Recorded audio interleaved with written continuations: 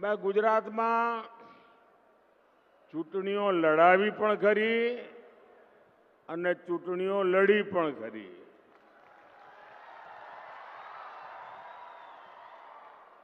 સભાઓ પણ કરી ને રેલીઓ પણ કરી. પરંતુ આજે મારે કહેવું પડશે કે આપણે ત્યાં ગુજરાતમાં બપોરે 11-12 વાગ્યા પહેલા જો કોઈ સભા કરવી હોય ને તો લોઢાના ચણા ચાવવા પડે.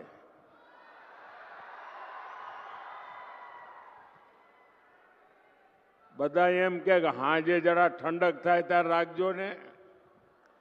મારા માટે આજે અચરજ છે. આણંદનું આ વિરાટ કેસરિયા સાગર